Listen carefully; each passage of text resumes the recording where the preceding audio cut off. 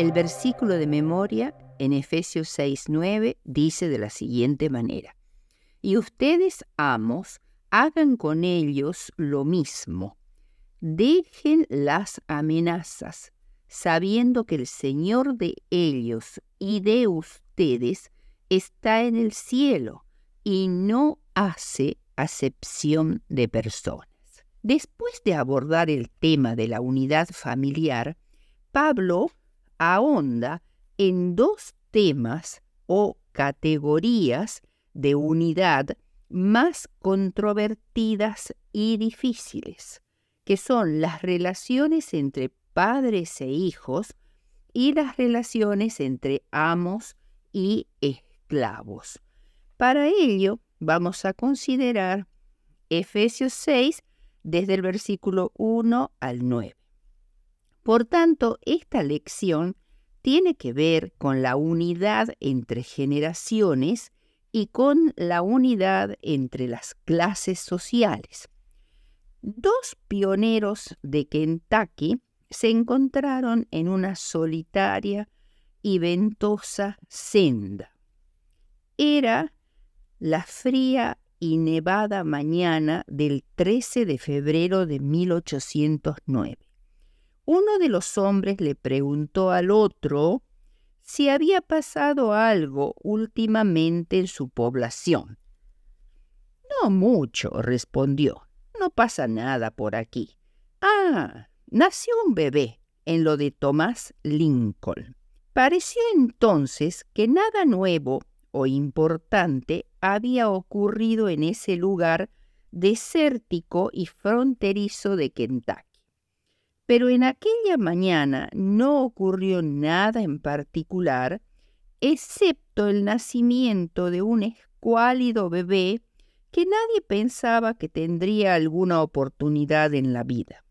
Sin embargo, el tiempo demostró que aquel nacimiento había sido casi el más importante del siglo XIX en América del Norte. Abraham Lincoln, cuyos orígenes no podrían haber sido más oscuros y modestos, llegó a reformar y ennoblecer el concepto de la dignidad humana y la libertad de la nación. Además, tan ciertamente como Washington fue el fundador de la nación, Lincoln fue su salvador.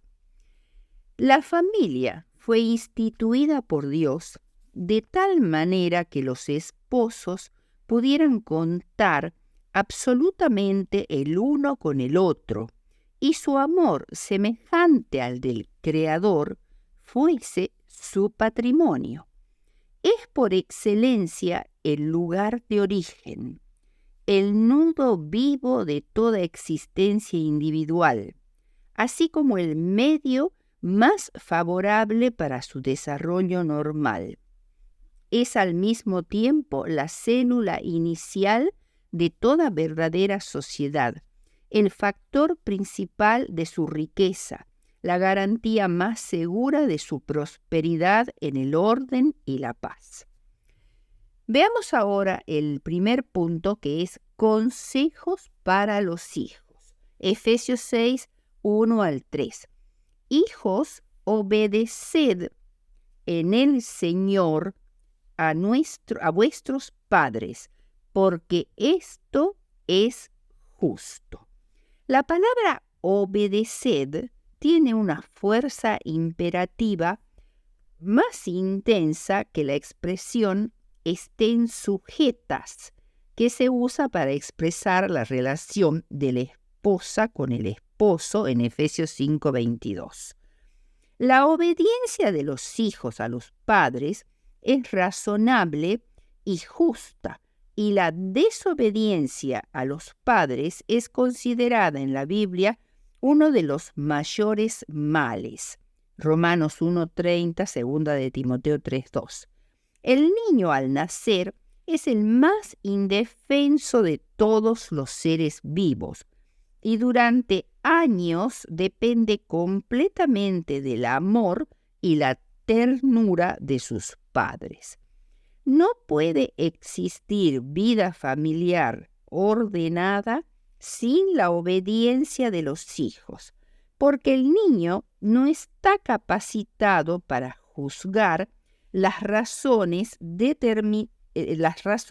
determinadas formas de conducta.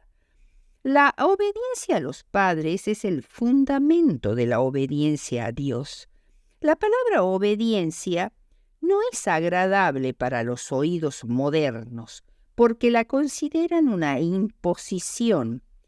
Pero en Efesios 6:1 dice: hijos, obedeced en el Señor a vuestros padres. En el Señor, esa pequeña frasecita establece el hecho de que los hijos deben obedecer por principio y no por necesidad. En el Señor también quiere decir que las órdenes paternas deben estar en armonía con la voluntad de Dios.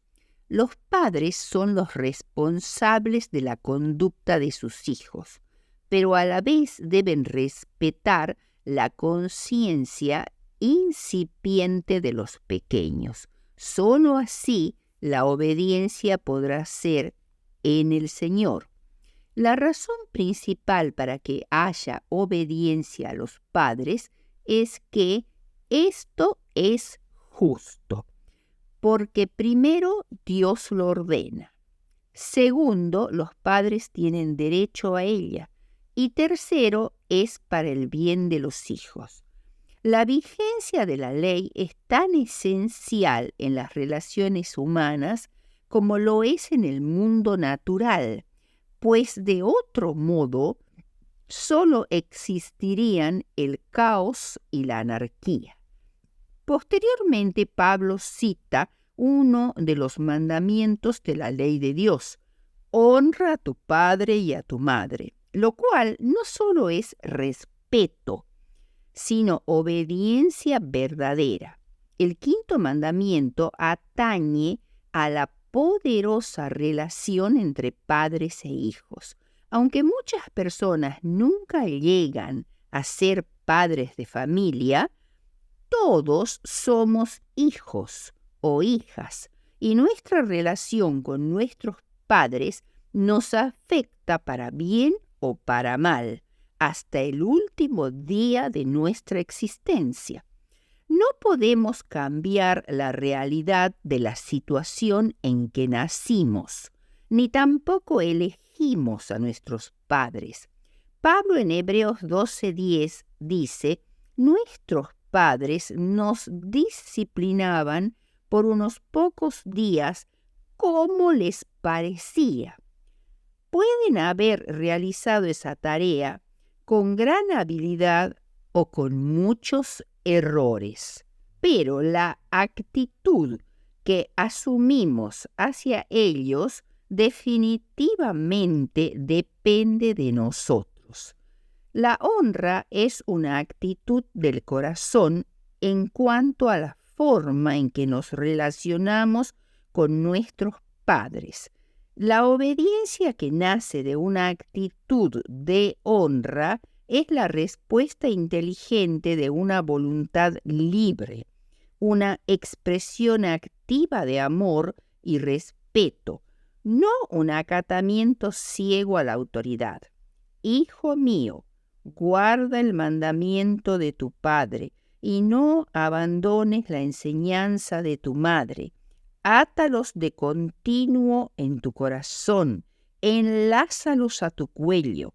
Cuando andes te guiarán, cuando duermas velarán por ti, y al despertarte hablarán contigo. Proverbios 6, 20 al 22. El principio de la honra tendrá una expresión distinta para un niño de 5 años que para uno de 14 y aún para uno de 25 años. En la vida, tu padre primero es tu padre, pero después, con los años, las enfermedades y la debilidad se convierten en tu hijo. Entonces la honra tendrá otra dimensión. el cuidado, la atención, la paciencia y la ternura.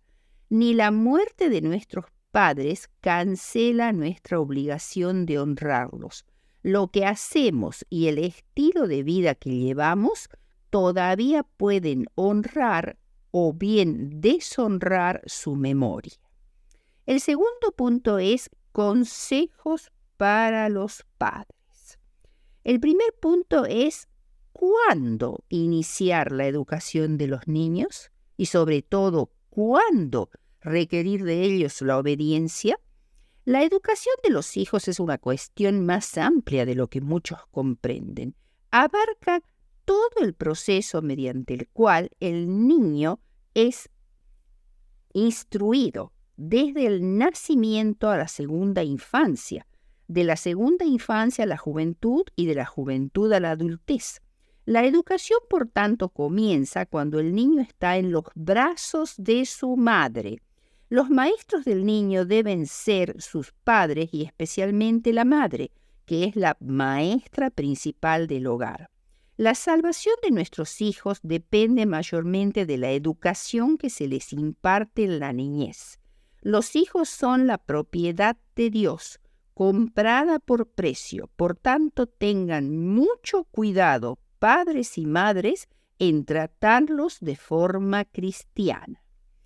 Otro detalle es la educación del primer hijo.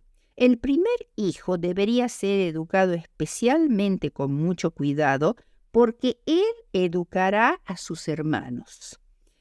El tercer punto es la planta. El desarrollo gradual de la planta a partir de la semilla es una lección objetiva para la educación del niño.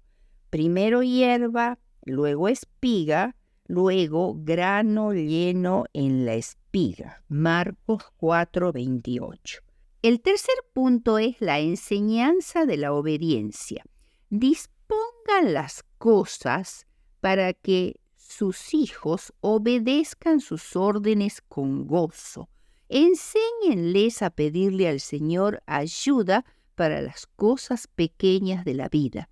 La madre especialmente debe encarar la educación de sus hijos con un espíritu reposado y un corazón amante, pero sabio, y debe primero ella aprender en la escuela de Cristo. Pocos comprenden el efecto de los modales suaves, pero firmes en el cuidado de un bebé. Una madre irritable e impaciente crea mal humor en el niño, mientras que los modales suaves tienden a aquietar el nerviosismo del pequeño. Los padres y las madres deben enseñar a sus hijos con bondad y afecto. Deben demostrar que como padres son los que sujetan las riendas, que gobiernan y que no son gobernados por sus hijos. Deben enseñar que se requiere obediencia de cada uno. ¿Cómo educarán con éxito a sus hijos? No reprendiéndolos, porque no hará ningún bien. Hablen con sus hijos como si tuvieran confianza en su inteligencia. Trátenlos con bondad, ternura y amor. Díganles con claridad lo que sus padres y lo que Dios desean y esperan que hagan. Deben dedicar tiempo para razonar con sus hijos y corregir sus errores.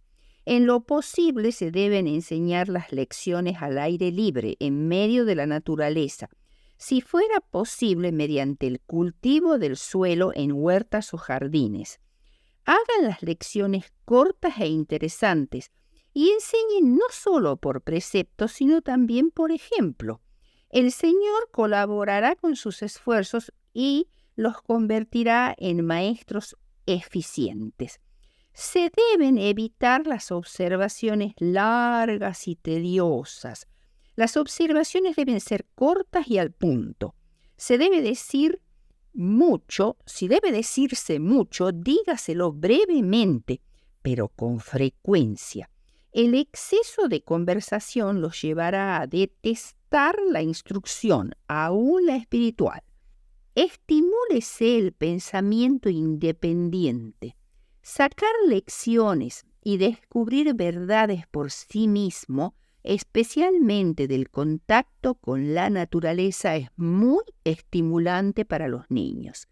Si los niños son inquietos y muy activos, estas actividades deben orientarse en la dirección correcta, dándoles a sus manos y mentes actividades que los hagan progresar en realizaciones físicas y mentales. Enséñenles a ser útiles a una edad temprana.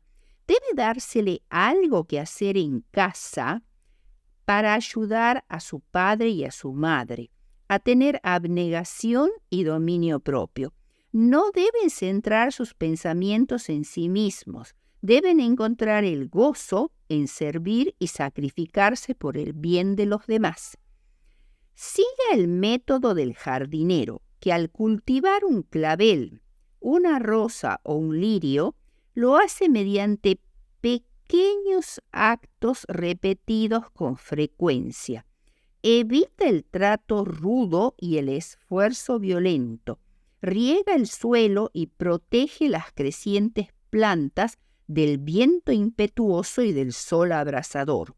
Del mismo modo, mediante toques suaves por un ministerio amante, traten de moldear sus caracteres según el carácter de Cristo. Lo que no se debe hacer. Primero, complacerlos, favorecerlos y halagarlos, por lo cual se van a tornar egoístas e ineficaces.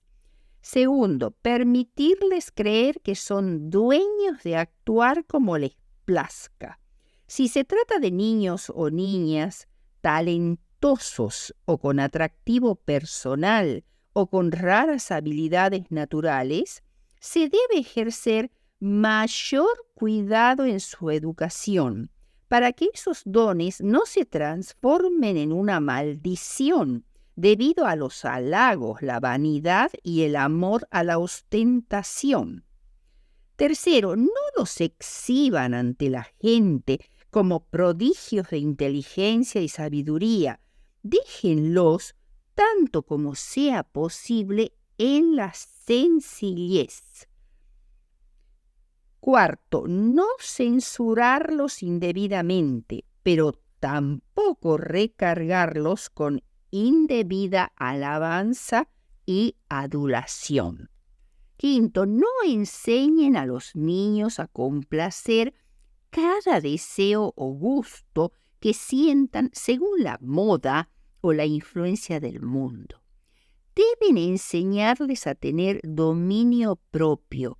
Los animales deben únicamente acostumbrarse a someterse a su amo, pero el niño debe aprender a controlarse a sí mismo. Hasta donde sea posible, cada niño debería ser enseñado a confiar en sí mismo.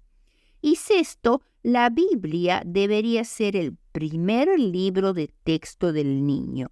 Condúzcalos diariamente a Cristo con amor, ternura y fervor. Ahora, algo quizás más puntual y difícil. ¿Cómo enseñar la obediencia? Primero, la obediencia a los padres y a Dios es la clave de la felicidad y el éxito. Deben primero conocer las leyes de la familia a las que deben someterse.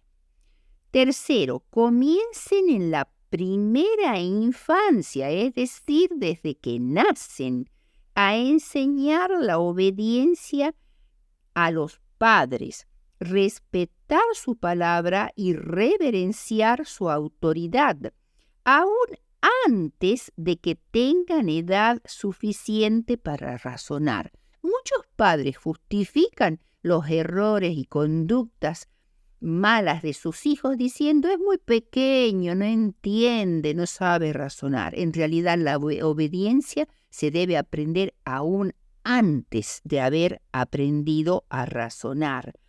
La madre debería subyugar la voluntad obstinada y el mal genio del niño, con el fin de mantener su autoridad. No es necesario recurrir a medidas duras. Una mano firme y constante y una bondad que convence al niño de su amor cumplirán este propósito. Si se permite que el egoísmo, la ira y la obstinación se posesionen del niño durante los 3 primeros años de su vida, resultará muy difícil someterlo a una disciplina conveniente. Una disciplina bondadosa, amante, pero firme, para evitar que en el futuro se convierta en una persona egoísta y sin dominio propio. El tercer punto que vamos a ver es ya ahora la esclavitud en las escrituras y en la historia. La práctica de tener esclavos comenzó en tiempos muy antiguos. Abraham, de acuerdo con su época, los tuvo. Génesis 15:3. José fue vendido como esclavo. Salmo 105:17. Israel fue una nación esclavizada en Egipto. Deuteronomio 16:12. Los esclavos eran comunes en la Mesopotamia, donde los podía comprar por unos 40 siclos y eran adquiridos para destinarlos a las tareas domésticas y agrícolas. En Egipto, sin embargo, eran menos numerosos y los tenían mayormente solo los ricos. Un esclavo podía adquirirse por la guerra, o sea, los vencidos eran llevados como esclavos. A veces como pago de una deuda. Una persona que no podía pagar una gran deuda se vendía a sí mismo como esclavo. O por compra, por lo cual existía un mercado de esclavos. Una persona podía nacer como esclavo en la casa de su amo o recibirse como herencia. Sin embargo, en Israel había leyes humanitarias con respecto a los esclavos hebreos, a los cuales solo se les podía exigir que trabajaran durante 6 años y al 7º año debía ser liberado. Una ley que no siempre se observaba, como dice Jeremías 34, 8 al 11. El esclavo podía, si deseaba, llegado al 7º año, quedarse como esclavo a perpetuidad, y entonces se le perforaba su oreja como señal de servidumbre. Cuando un esclavo era libertado, la esposa esclava y los hijos que habían nacido en la esclavitud quedaban como propiedad del amo. Un siervo capaz y de talento podía avanzar a una posición de importancia. Proverbios 17:2. Un amo era castigado por matar a un esclavo, como dice Éxodo 21:20, y un esclavo debía ser libertado si había sufrido la pérdida de un ojo o de miembros de su cuerpo por castigos dados por su amo. Éxodo 21, 20 y 26. Un esclavo que había escapado de su amo no debía ser devuelto a la fuerza a ese amo. Deuteronomio 23:15. Bajo una antigua ley romana, el esclavo estaba a merced absoluta de su amo, para vida o para muerte.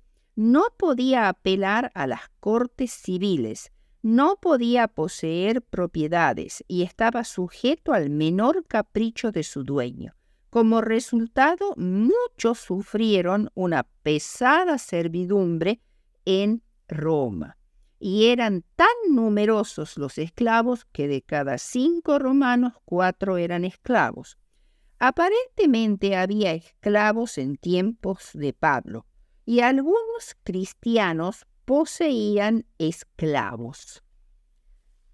Onésimo era un esclavo que había huido de su dueño cristiano, pero quien, gracias a Pablo, se había convertido al cristianismo en Roma y había sido enviado por el apóstol de regreso a su amo en Colosas, y se lo instruyó a Filemón, el amo, que lo tratara cristianamente, porque a la vista de Dios un esclavo es tan precioso como un hombre libre. Gálatas 3:28. Que en el Antiguo Testamento se reconozca y reglamente la esclavitud se debe entender contra el telón de fondo de la inmadurez de los hebreos y del bajísimo nivel moral del paganismo que los rodeaba. Dios trató con generosidad a su pueblo en los tiempos de su ignorancia. Pero surge la pregunta de por qué el cristianismo no abolió la esclavitud de entrada. Jesús no dio nuevas instrucciones con respecto a la esclavitud. ¿Quiere decir entonces que Jesús aprobó la esclavitud? De ninguna manera. No se nos dice específicamente por qué Jesús guardó silencio sobre este tema de la esclavitud o, por ejemplo, de la poligamia, o por qué Pablo envió a Onésimo para que volviera a la casa de su amo con un pedido, no una orden, de recibir al fugitivo no ya como un esclavo, sino como un hermano amado. Filemón 16. Pero Jesús estableció principios que si fueran aplicados de una forma masiva, resultarían en la eliminación de los males sociales mediante la regeneración de los individuos que componen la sociedad. La sencilla observancia de la regla de oro evitaría la esclavitud, el abandono de los niños no deseados y otros males extensamente difundidos. La función del Evangelio es básicamente curar el mal del pecado, y una vez que se realiza la cura, los síntomas desaparecen. Además, si la Iglesia naciente hubiera atacado el sistema social como tal, nunca hubiera tenido tiempo ni fuerzas para hacer alguna otra cosa y probablemente habría sido completamente aplastada al intentarlo. En ninguna parte de la Biblia se condena específicamente la esclavitud como algo antinatural, pero tanto en el Antiguo como en el Nuevo Testamento se enuncian principios que con el tiempo tendieron a erradicar la esclavitud. Primera de Corintios 7, 20 al 24 dice lo siguiente: cada uno en el estado en que fue llamado, en él se quede. ¿Fuiste llamado siendo esclavo? No te dé cuidado, pero también si puedes hacerte libre, procúralo más. Porque el que en el Señor fue llamado siendo esclavo, liberto es del Señor. Asimismo, el que fue llamado siendo libre, esclavo es de Cristo. Por precio fuisteis comprados. No os hagáis esclavos de los hombres. Cada uno, hermanos, en el estado en que fue llamado, así permanezca para con Dios. Los esclavos que aceptaban al Salvador no por eso quedaban liberados de su condición de esclavitud ante sus amos terrenales. No permitas, dice Pablo, que eso sea causa de preocupación y aflicción. No lo consideres como una desgracia, sino como una oportunidad. Cumple con tu deber cristiano terrenal. Al igual que José en Egipto, trabajen para su amo, opere en su casa de la misma manera que trabajarían para Jesús. Efesios 6:6. Esta conducta no es adulación, ni es tampoco un autoengaño, ni equivale a desarrollar una mentalidad de esclavo. Este comportamiento es la esencia de la actitud cristiana en las relaciones. En cualquier circunstancia o estructura social, lo más importante para el cristiano es su conversión, que redundará en una actitud sincera, diligente y perfecta hacia el trabajo y la vida. Por su parte, sus amos cristianos traten a sus esclavos como nos trata Jesús. Jesús es el amo de todos, incluyendo a los ricos y poderosos. Pablo, por todo esto, no confirma la esclavitud, sino que destruye el fundamento de la esclavitud al establecer el principio cristiano de que tanto los esclavos como los amos terrenales tienen un amo en los cielos, Jesucristo, quien no hace acepción de personas. La gran cantidad de esclavos cristianos que había en el Imperio Romano, al seguir las instrucciones de Pablo, llegaron a influir poderosamente en la clase dirigente esclavista, de modo que a su manera muchísimos esclavos constituyeron un conjunto misionero cuyo poder se hizo sentir en todos los estratos sociales. El hecho de que amos y esclavos se transformaran en verdaderos hermanos implicaba que se hallaban inevitablemente en ellos el germen de una revolución social y religiosa. Los amos no cristianos solían ser injustos con su trato a sus esclavos, rigurosos y castigadores ante la menor falta. Por otro lado, los esclavos, al no recibir remuneración por su servidumbre, se volvían simuladores, mentirosos y hacían sus tareas a desgano, despreocupadamente, sin consideración hacia sus amos. Trabajaban únicamente cuando los veían sus amos. Eso es lo que Pablo dice en Efesios 6:6, sirviendo al ojo. Y esta clase de trabajo corrompe el carácter del trabajador. Usaban corrientemente adulaciones y engaños, lo cual es indigno de un cristiano.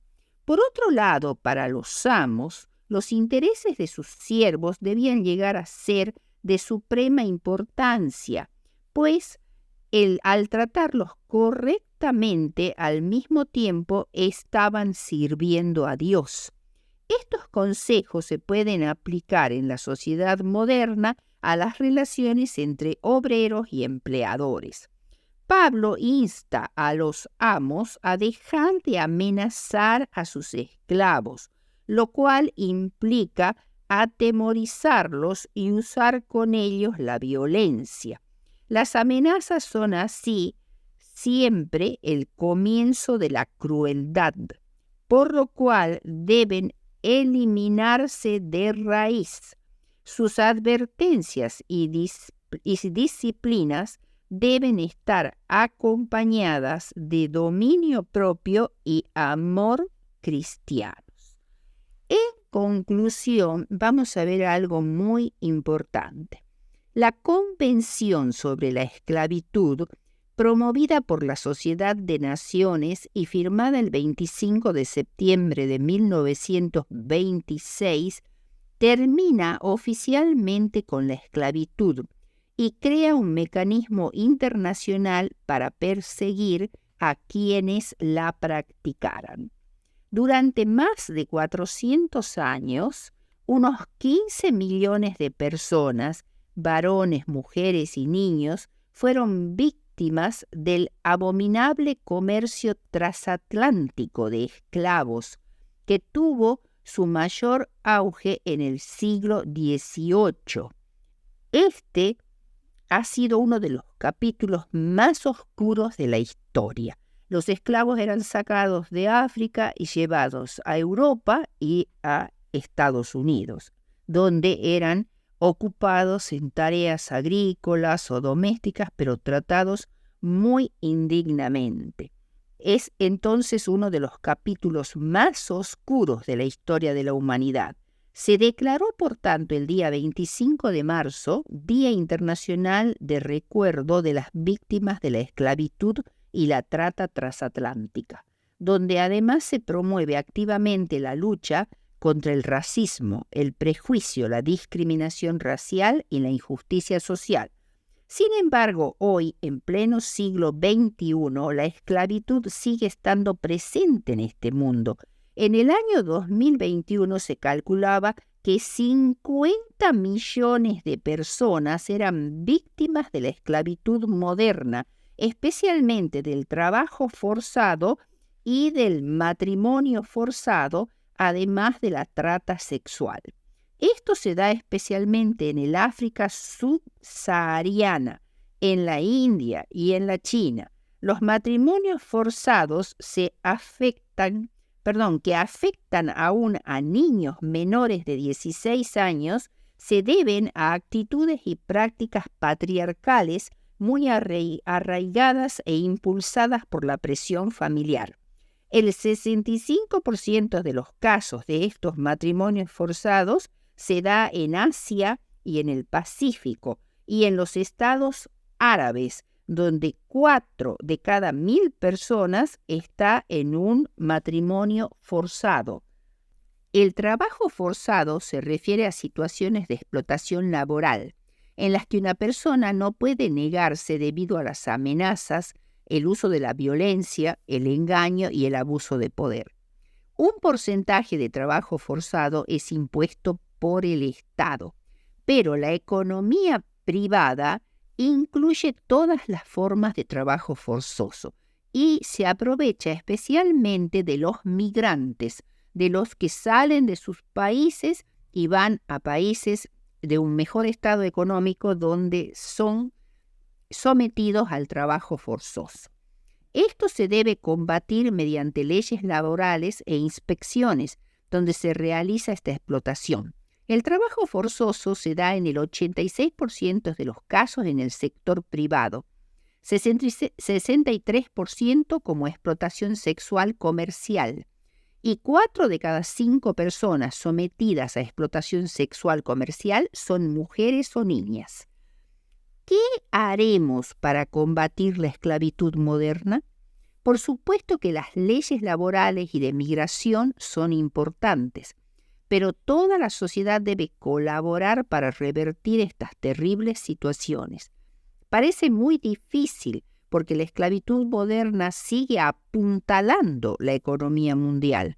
Como en la época de Pablo, no podemos hacer desaparecer esta situación de manera rápida y global, pero la predicación del Evangelio, uno a la vez, en el cual cada persona es única, valiosa y amada por Jesucristo, sin tener en cuenta su raza, su procedencia, su educación o cualquier otra cosa, y el concepto de que debemos amarlos como a nosotros mismos, son las armas más eficaces para hacer desaparecer esta abominable práctica impulsada por los prejuicios, el egoísmo y la codicia.